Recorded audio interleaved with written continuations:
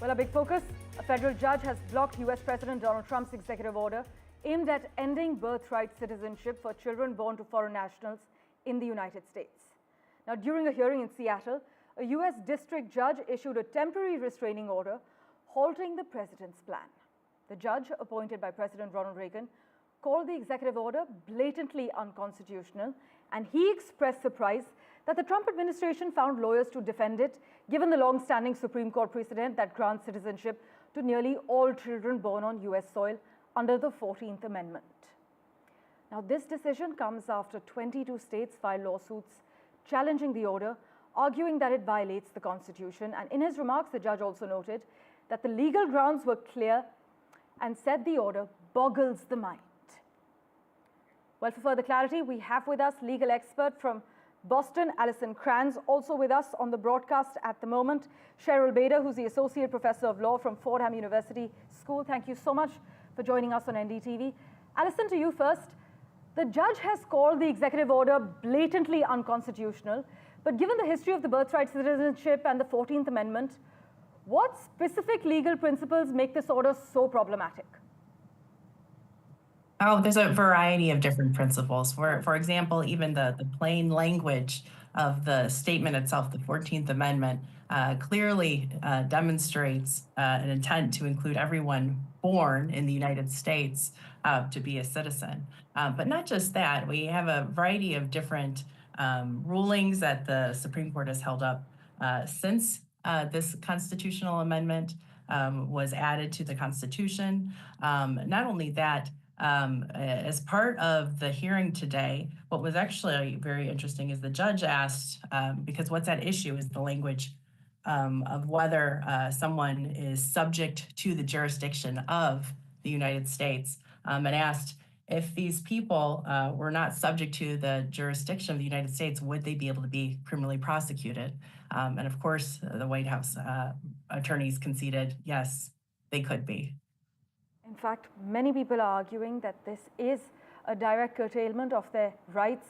Cheryl Bader, let's get you in here as well. What's your take on the judge's statement that this order boggles the mind?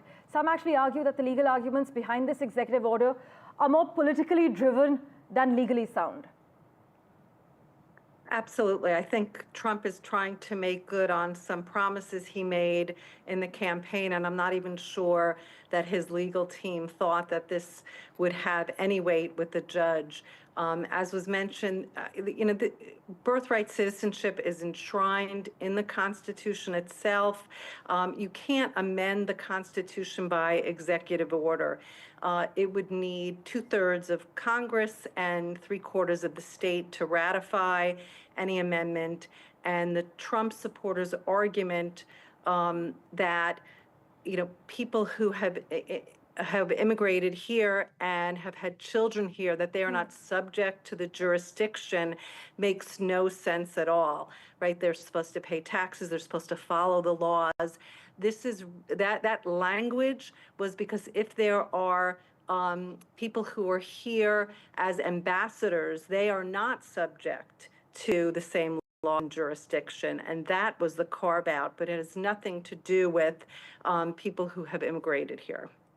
Right. Alison, now with 22 states involved in this lawsuit against Trump's executive order, how do you see this evolving? Could a legal battle of this scale potentially reach the Supreme Court?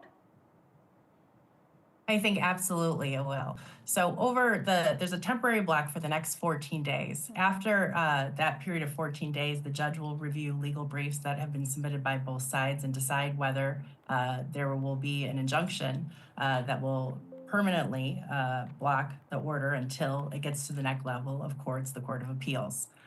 From there, if it gets to the Court of Appeals, the issue could be shut down and ended there. But this is an issue that's important to the American people, and I do predict that it will go to the Supreme Court. Well, ladies, thank you so much for making time for us on NDTV and joining us. We will, of course, revert you for regular updates. By the way, Donald Trump has literally told the world to show him the money. Donald Trump threatened widespread tariffs on foreign goods and said OPEC is partly to blame for the ongoing war between Russia and Ukraine during an address to attendees at the World Economic Forum in Davos. By the way, Trump said he was actually leaning on Xi Jinping for China's help in ending the war in Ukraine during his speech to business leaders in Switzerland. Trump has blatantly said, "Come make your product in America and we'll give you among the lowest taxes of any nation on earth." Here's what the US president said. Listen in, followed by my colleague Vishnu Shom's ground report from Davos. My message to every business in the world is very simple. Come make your product in America, and we will give you among the lowest taxes of any nation on earth. We're bringing them down very substantially, even from the original Trump tax cuts. But if you don't make your product in America, which is your prerogative, then very simply you will have to pay a tariff, differing amounts, but a tariff which will direct hundreds of billions of dollars and even trillions of dollars into our treasury to strengthen our economy and pay down debt.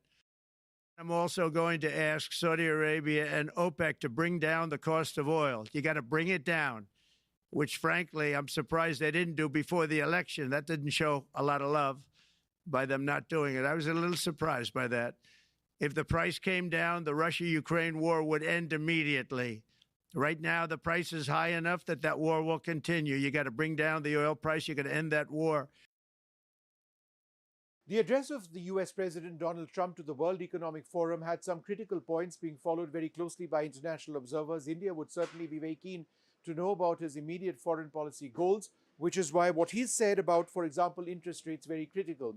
He said, and I quote, "We'll ask for interest rates to drop immediately and all countries should follow America."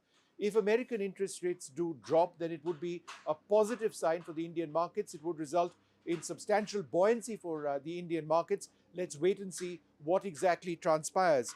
He's also spoken about the need for NATO to enhance, or countries in NATO to enhance their defense spending by 5% of GDP.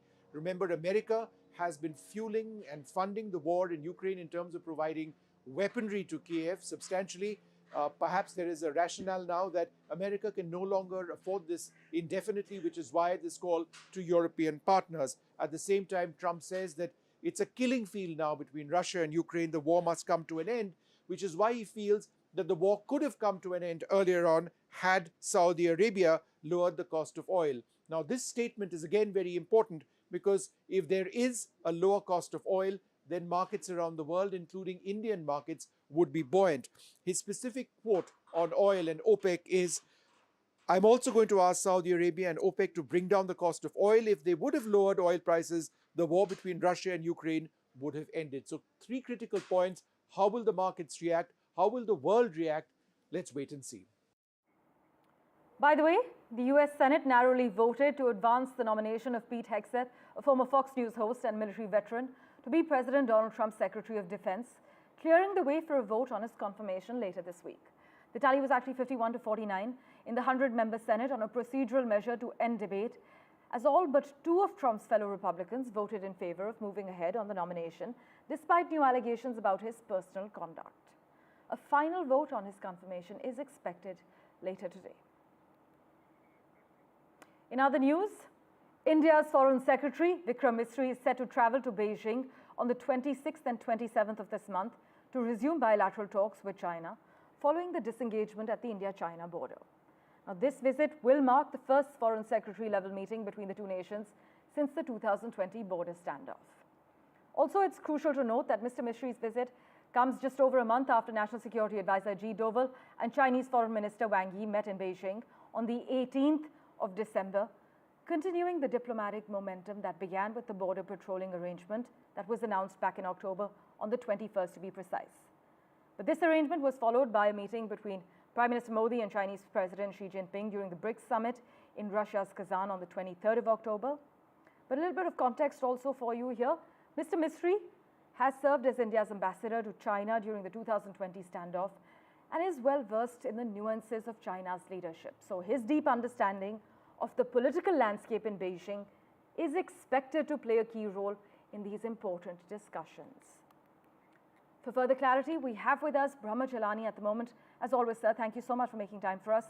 How should we interpret the timing of Mr. Misri's visit just a month after the meeting between Ajit Doval and Wang Yi? And what does this actually suggest about the urgency of resolving our long-standing issues? What stands out is the odd timing. Misri will be holding talks in Beijing on India's Republic Day. The talks are scheduled for January 26th and January 27th.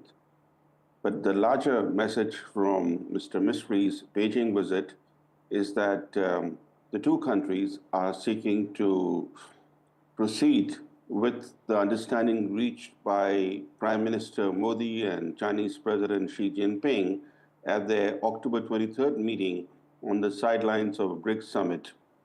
That meeting highlighted the mutual interest in improving relations between the two giants. An agreement was reached for reciprocal steps toward diffusing the military standoff and ensuring peace along their border, which is one of the world's longest land borders. The military standoff, as the Indian Army chief has pointed out, has not ended. It persists, according to him, to a certain degree. There has to be other steps to reduce tensions along the frontier. Right. China has not reduced the number of troops it has deployed along the Himalayan frontier. Plus, during Mr. Misri's visit, several steps are going to be considered, including the Chinese demand for lifting of curbs on visas, allowing direct flights between Beijing and New Delhi. This has been a long-standing Chinese demand. And India also would like the pilgrimage to Kailash Mansarovar to resume, which was suspended by Beijing after the military standoff began. Well, sir, thank you so much for joining us with your quick comments. We will, of course, revert to you for as and when we hear about further developments. Meanwhile, many are also questioning how the Quad statement against the coercion will actually affect our approach to China's assertiveness. But with that, let's turn our attention to what's happening on home ground at the moment. Indonesian President Prabowo Subianto arrived in the national capital on his first state visit to India. President Prabowo, who is in India until the 26th of this month, will also be the chief guest for our 76th Republic Day celebrations. The Ministry of External Affairs said that the visit will further strengthen the India-Indonesia comprehensive strategic partnership, but he has an action-packed schedule while he is here until Republic Day.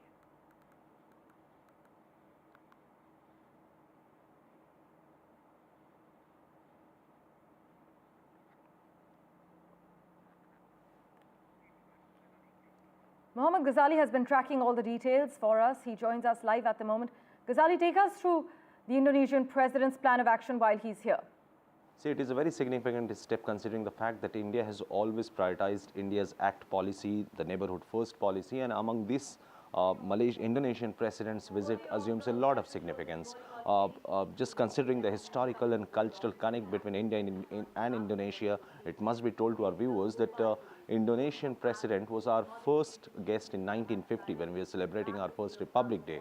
And all this while in the last 75 years or so, more than 3 or 4 Indonesian presidents have been our chief guest at this, as a state guest on the Republic Day. And the current sitting president of Indonesia is the 4th Indonesian president to be invited on Republic Day. Now, when he will be here, today he will be meeting Foreign Minister Dr. Jaishankar, and tomorrow he will be meeting Prime Minister and President as well. And among all these meetings, the focus will be to strengthen and deepen our relations with Indonesia in different sectors, be it science and technology, defense, and other sectors which we already have collaborated with Indonesia for years.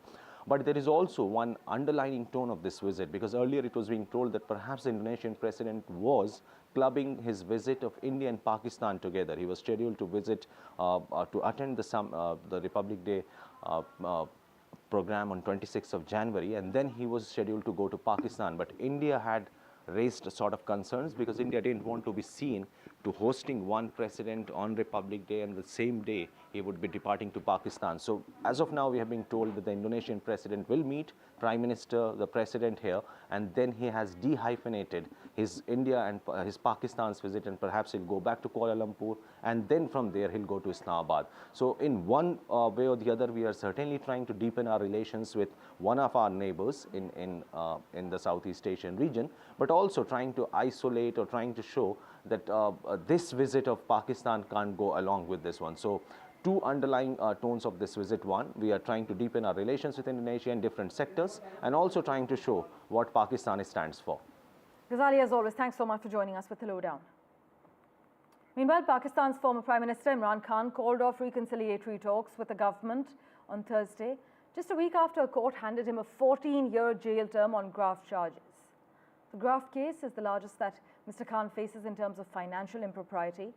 And Mr. Khan has called off negotiations. This is what the party chairman has told local media in Pakistan. And as always, news and updates continue right here on NDTV 24/7. Right after this very short break, do stay tuned.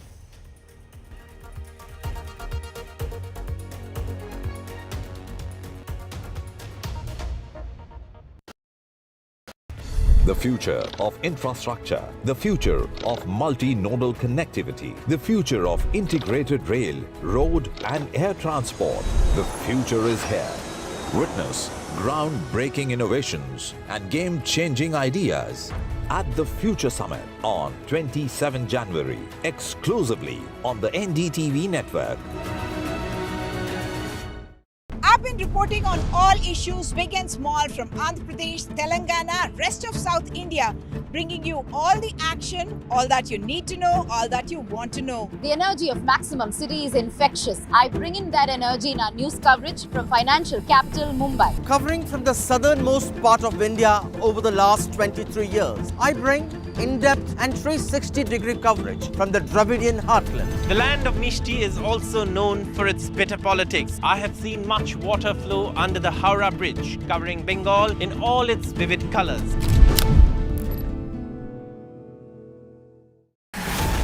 Anil Kapoor. Proud of all the officers there. Kiara Advani. Sonu Sood. आज मुझे मौका मिला आपके साथ जुड़ने का. Vijay Devarakonda. We are Indians. Republic Day Special. Best of Jai Jawan, only on NDTV 24/7. Well, I'm in Altadena. This is one of the worst hit areas. When disaster strikes, NDTV World brings you exclusive on-the-ground reports straight from the heart of the action. A neighborhood in Los Angeles that has been devastated by fire. I just received an emergency alert extreme, which has come on my phone. Stay tuned for NDTV World's in-depth coverage as we bring you the real stories from Los Angeles. This is the Altadena area, and there are still fires, and there's a lot of smoke in the area. These houses completely gutted. This is reporting that matters only on NDTV World.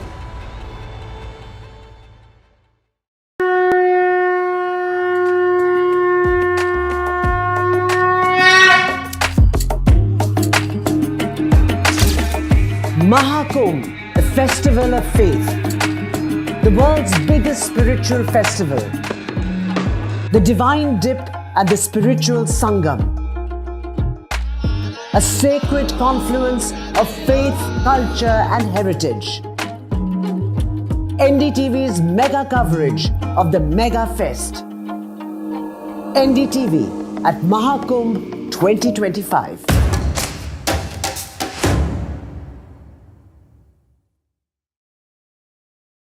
Hi, Donald John Trump. This week on India Ascends. Will President Donald Trump's new H-1B visa policy result in a reverse brain drain? We decode the Pakistan-China-Bangladesh nexus brewing against India. And why is UK Prime Minister Keir Starmer being slammed for an alleged boys' club in his government?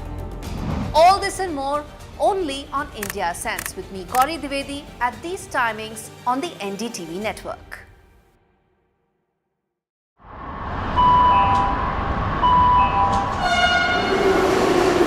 Kind attention, please. Delhi Election Metro 2025 is arriving on People's Platform. Please mind the gap. BJP or AAP, who will get to the Delhi Secretariat station? Darwaze baएं taraf khulenge. Who will Delhi voters open the victory doors for? And who will be shown the door? Can the BJP throw AAP's victory run off track? Or will it be Kejriwal's ticket to win again? Can Congress take the election?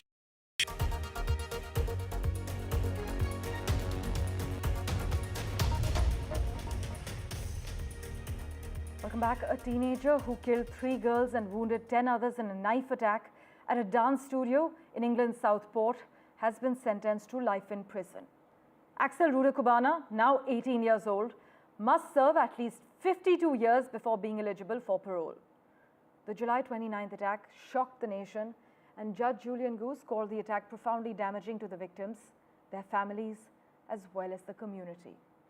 By the way, Axel Rudakubana, who's now 18 years old, had pleaded guilty to multiple charges which include murder as well as attempted murder.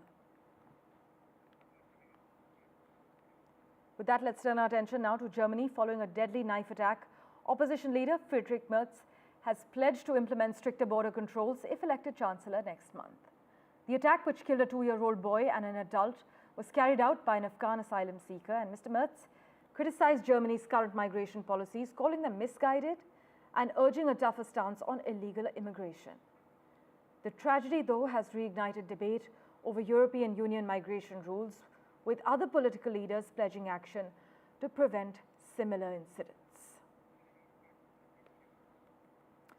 In other news, billionaire Frank McCourt has expressed openness to partnering with other buyers for a bid to acquire TikTok's US operations.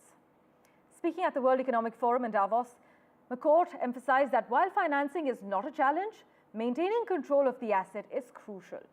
He revealed that private equity firms and family offices have offered funding options, but noted that the next move depends on TikTok's parent company ByteDance, as well as the Chinese government. But this comes as Donald Trump recently delayed enforcement of a ban on the app TikTok by 75 days. In further updates from the United States, from LA in particular, the Hughes fire burning north of Los Angeles has grown to over 10,000 acres amid strong winds and dry conditions.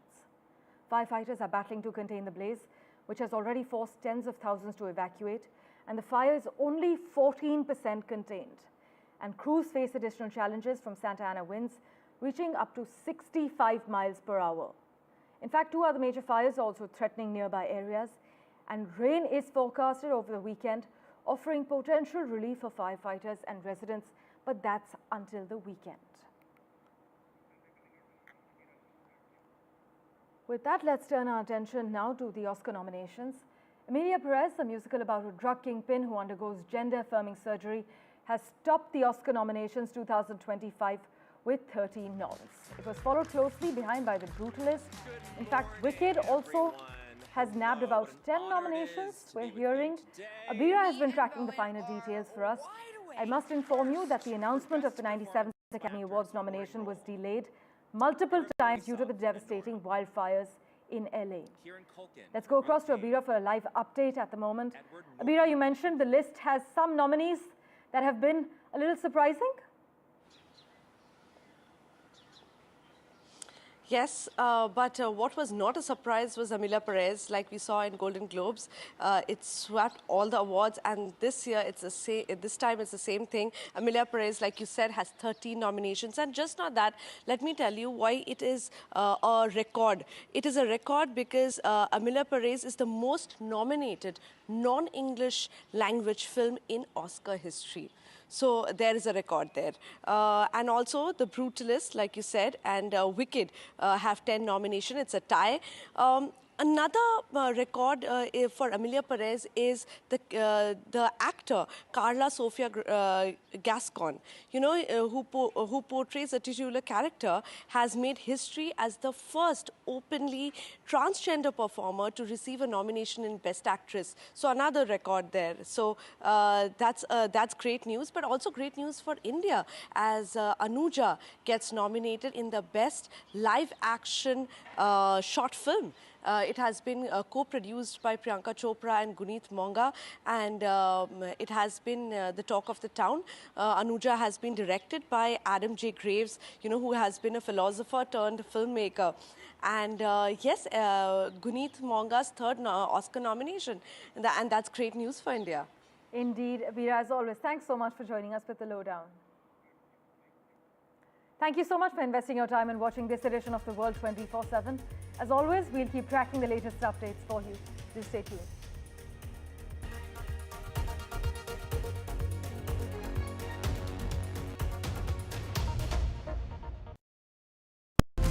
Hello and welcome to the best of the World Economic Forum in Davos, Switzerland. For 2 decades, NDTV has been a window to the world's greatest thinkers, leaders, Nobel laureates and stars at the World Economic Forum in Davos, Switzerland. From Bill Gates to Shakira to Randy Zuckerberg to top ministers to what is often the biggest story, India, a global economic powerhouse. Conversations around our greatest challenges from AI to wars to sustainability. Join us, NDTV's Vishnu Shom and me, Neeraj Shah, as we engage with the world's finest. NDTV at Davos from January 20th to January 25th. The future of infrastructure, the future of multi-nodal connectivity, the future of integrated rail, road and air transport. The future is here. Witness groundbreaking innovations and game-changing ideas at the Future Summit on 27 January, exclusively on the NDTV network. I've been reporting on all issues big and small from Andhra Pradesh, Telangana, rest of South India, bringing you all the action, all that you need to know, all that you want to know. The energy of Maximum City is infectious. I bring in that energy in our news coverage from financial capital Mumbai. Covering from the southernmost part of India over the last 23 years, I bring in-depth and 360-degree coverage from the Dravidian heartland. The land of Mishti is also known for its bitter politics. I have seen much water flow under the Howrah Bridge, covering Bengal in all its vivid colors.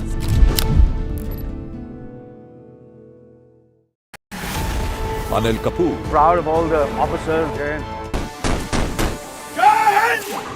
Kiara Advani. Sonu Sood. आज मुझे मौका मिला आपके साथ जुड़ने का. Vijay Deverakonda.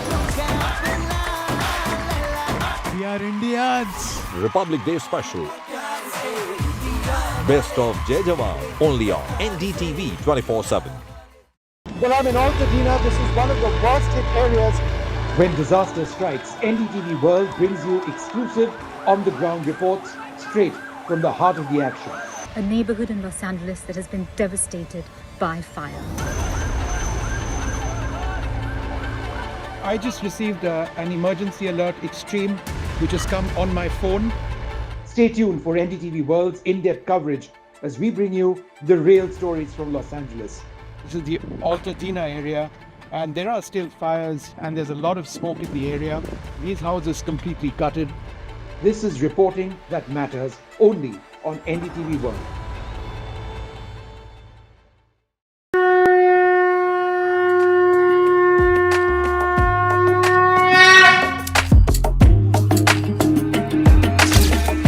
Mahakumbh, a festival of faith, the world's biggest spiritual festival, the divine dip and the spiritual sangam, a sacred confluence of faith, culture and heritage. NDTV's mega coverage of the Mega Fest. NDTV at Mahakumbh 2025.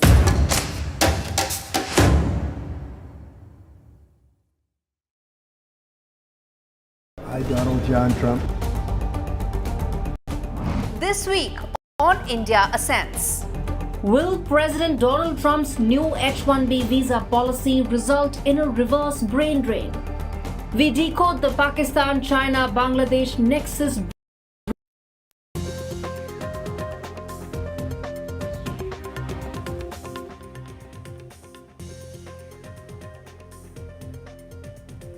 Hello and good morning. You're watching Breakfast Show. I'm Radhika Ramaswamy joining you from Mumbai studios. We also have Divya Vadva joining us from Delhi.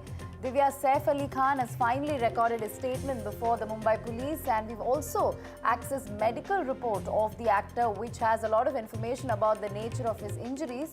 And also switching our focus to Delhi, Atashi, their slamming centre over Kejriwal's security additional security withdrawal in Punjab. So we have lots coming up in the next one. That's right, Radhika. Lots coming up, including a very special interview with Kailash Gehlot in the run-up to the elections in Delhi. And of course, like you mentioned, Saif Ali Khan, who has recorded a statement saying there was a nanny in the screams. It was basically, saying that the nannies really got their attention, got them, woken up, and they rushed to the room of their son Jay, where the attacker had reached. So we'll get you all the details of what really the actors said. That and a whole lot more. First, the headlines.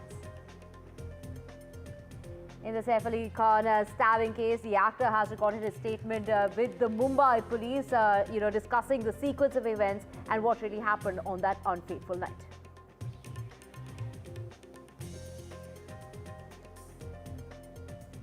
An actor, Saif Ali Khan, was stabbed in 5 places and was taken to Lilavati Hospital in Mumbai in a rickshaw by his friend Afsar Zaidi. This is what the actor's medical report has revealed.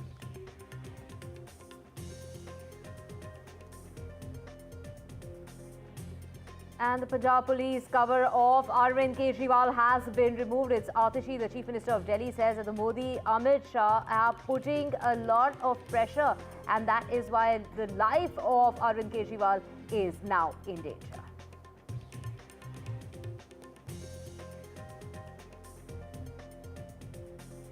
And in the battle for Delhi, in the Know Your Candidates segment, we have BJP's Kailash Gehlot speaking exclusively on NDTV.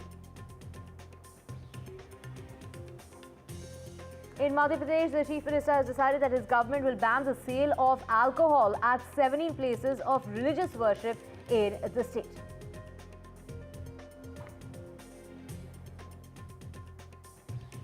And US judge blocks Trump's executive order stopping birthright citizenship has been halted, and judge calls the order blatantly unconstitutional.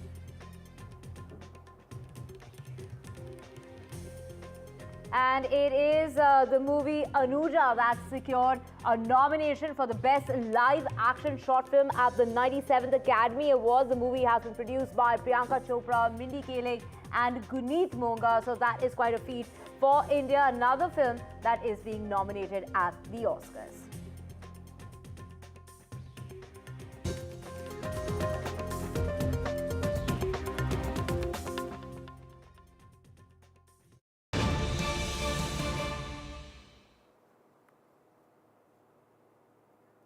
We begin with some breaking updates. Saif Ali Khan has finally recorded statements. In fact, he has recorded statements before the Mumbai police, all this 7 days after the attack on the actor Divya. In fact, Saif Ali Khan in that statement has narrated what exactly transpired that night. Right. So like you mentioned, it's been days since the incident that took place. It was last Thursday morning, the 16th, when he was attacked at his residence.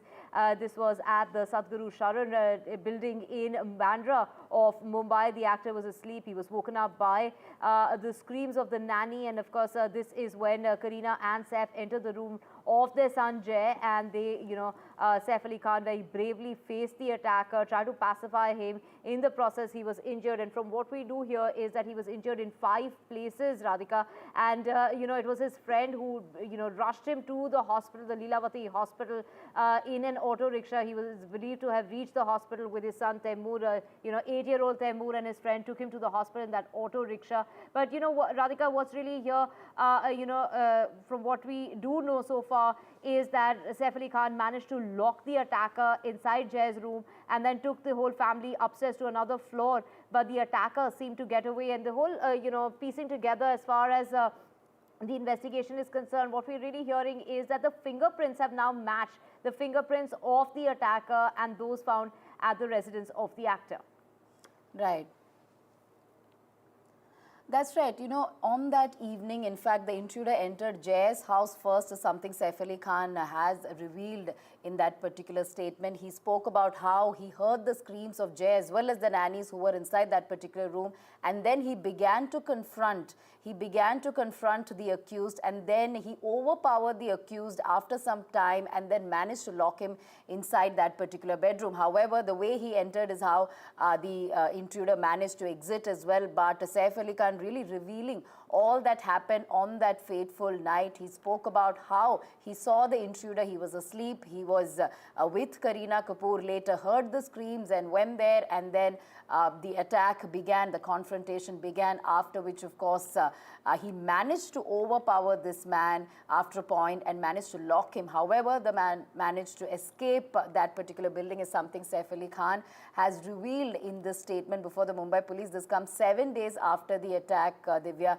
We also know that multiple statement recording have happened. Kareena Kapoor has recorded her statement. All the nannies who were present in the house, 3 nannies, house helps, were present in the house at the time.